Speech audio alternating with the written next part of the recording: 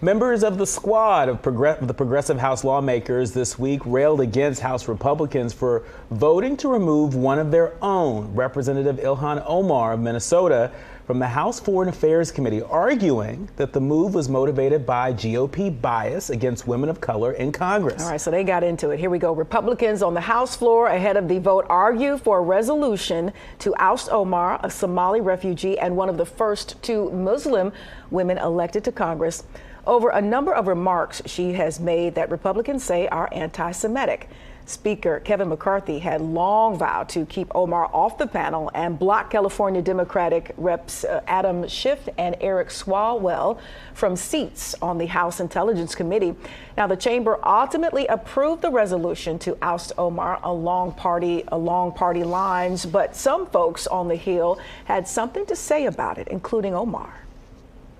Consistency. There is nothing consistent with the Republican Party's continued attack except for the racism and incitement of violence against women of color in this body. I had a member of the Republican caucus threaten my life, and you all and the Republican caucus rewarded him with one of the most prestigious committee assignments in this Congress. Don't tell me this is about consistency. Don't tell me that this is about a condemnation of anti-Semitic remarks when you have a member of the Republican caucus who has talked about Jewish space lasers and an entire amount of tropes, and also elevated her to some of the highest committee assignments in this body. This is about targeting women of color in the United States of America. Don't tell me, because I didn't get a single apology when my life was threatened. Thank you.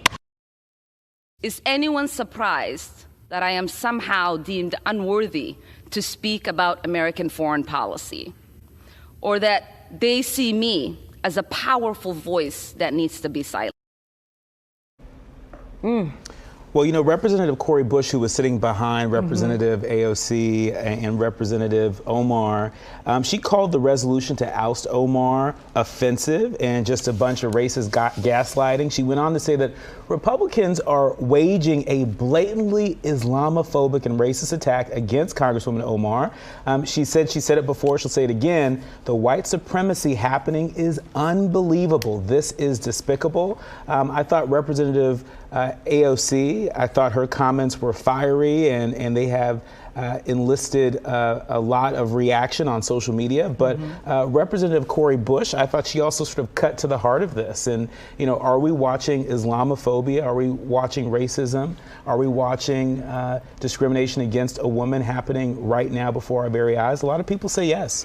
You know, to have them make it to where they are, and then to still have to fight, to still have to fundamentally fight, you know, and secure and defend who they are, what they're all about, what they stand on. Obviously, they were elected because, you know, constituents felt them, constituents identified with them, and, you know, Ocasio-Cortez and Omar and the others, you know, people believe in them and want them there because they feel they're a true representation of who and what they are. And obviously, you know, their beliefs and their moral code is in alignment with those who voted and put them in there. And it is sad to think that they still have to fight and prove and show who they are. Yeah. And them just being who they are is not enough, and it's always in question. It reminds me how they went at our president, Obama, you know, for years on top of years, that who he was, you know, in some kind of way there was a problem, you know, there's something wrong with that, all the way from his name to, you know, his birthplace. It's just absolutely insane, and you know, it needs to stop. It absolutely needs to stop. Yeah, and don't her constituents also deserve a voice in Congress?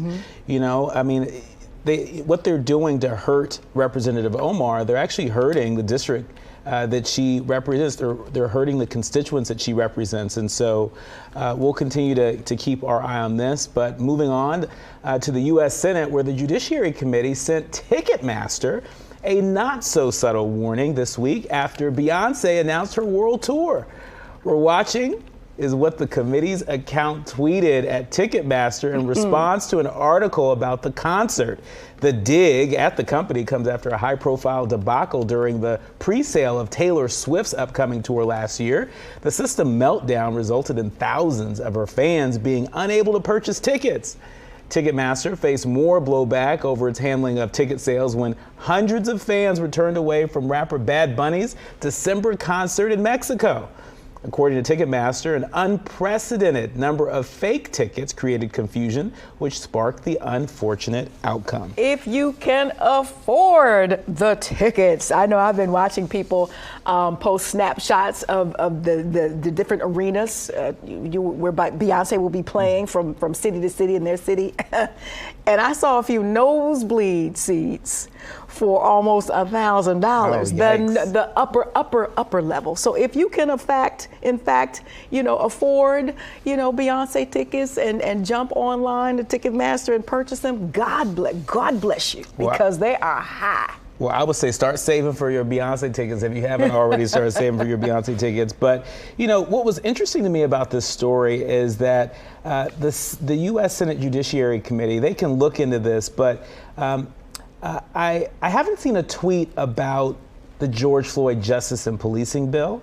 And it dawned on me that, ain't nobody literally dying to get a concert ticket, but there are too many of us dying by the overuse of force and police violence. And so when you consider the jurisdiction that this committee has, the Senate Judiciary Committee, you would think that their priorities would be more aligned around protecting the human life of our fellow Americans, as opposed to looking to investigate, what's happening with Ticketmaster. Not to say that it's not an important issue, but priorities matter. Well, let me tell you, if in fact you can't make it, whether you can't afford it or your schedule doesn't allow you, soulmates are very clever, and you will be seeing bits and pieces of the Renaissance tour all over social media as that concert starts. So I'm looking forward to it myself. All right, let's go to a family in Huntsville, Alabama, that claims that decades ago the city systematically stole the land their family once owned. So it was about 10 acres that sat along 8th and Pike, which is now known as Holmes Avenue.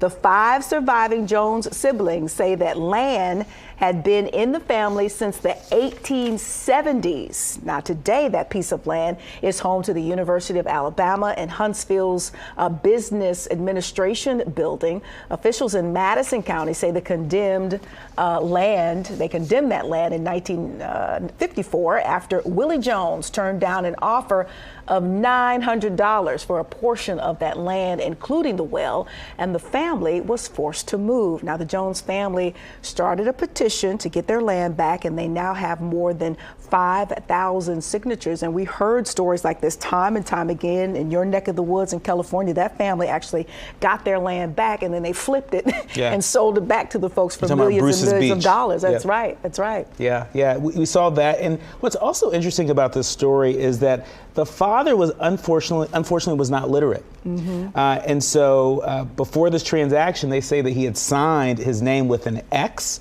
And they have evidence of that. And so, they're pushing back and saying, well, he signed the deed. And how many stories have we heard like this across our history?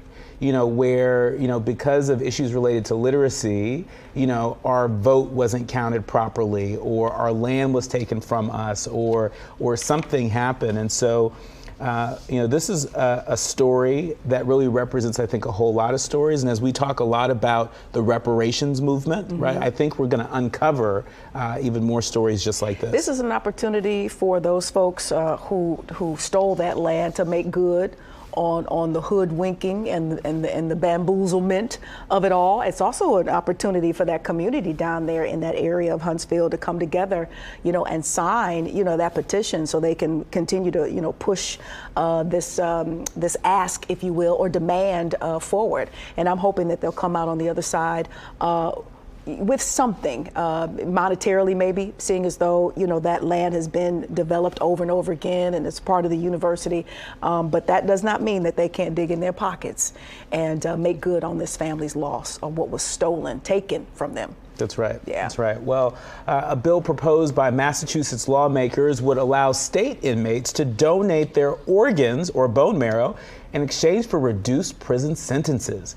The formal name of the proposed bill is an act to establish the Massachusetts Incarcerated Individual Bone Marrow and Organ Donation Program. Try saying that 10 times fast.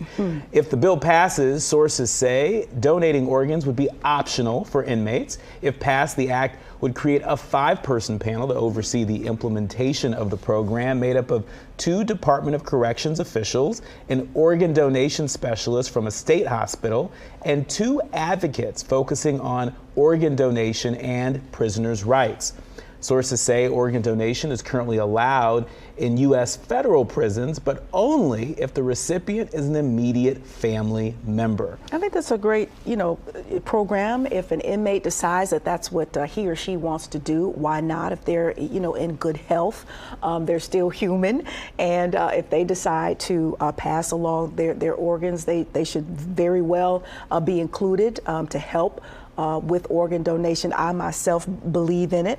I know back when my dad was still here with us and he was having issues with his kidney, I wanted to be tested. We wanted to be tested, so maybe we could be donors, but that's something that he didn't necessarily believe in. And I felt opposite of that. And so I've seen, both sides where people say, no, this does not resonate with me. And then, as someone who agrees with organ donation, I think it's a great program to implement and should be offered to inmates. Yeah, and like you, I'm also an organ donor, and I believe that it is one of the ultimate services to humanity that one can offer. Yeah. And it's just another reminder of our inherent human value. And sometimes we forget about that when folks get locked up. We act like somehow, some way, they have no value. Well, their life still matters. And literally their organs can change a life, can save a life. And so I was delighted to stumble upon this story coming out of Massachusetts. Let's go to Florida, where local leaders will break ground on a restoration project in Seminole County for the historic Oviedo, that's it, Colored Schools Museum. Amanda McKenzie from Fox 35 has the Black History Month feature.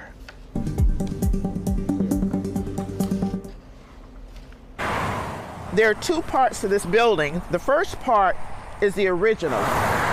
The Gabriella Jamestown Colored School is the only structure still standing 92 years later, a relic of the past and soon to be revived to become the historic Oviedo Colored Schools Museum. These benches are original. Judith Dolores Smith is leading the effort to restore this former schoolhouse and church. This building, even though it looks kind of scruffy and not well loved, it is a monumental building because this is where one of the colored schools that was, and it is the actual building where the colored school took place. The colored school Judith attended along with the other 5 schools are long gone, but artifacts and mementos will be put on display here. We've already collected some things. The mission is to educate and share the story of how former African American slaves and their descendants sought employment and a means to educate their children. The children that attended here were the descendants of African slaves, and you would think, how sad. It's a story of triumph, because even after slavery, the descendants knew that in order for their children to progress, they needed to be educated. This project is just getting started thanks to the generous gift of a new roof, a state grant, and donations. The groundbreaking for the future museum is scheduled for February 13th. Our goal is to tell the whole world that even though you're in difficult circumstances, you can rise above it. Oviedo, I got it now. Great Black History Month story. All right, still ahead, Omega Sci-Fi is making quick moves following the release of the Tyree Nichols video. That's right, what the fraternity is doing to disassociate themselves with the officers charged. You're watching Fox Soul's Black Report. We'll be right back after this.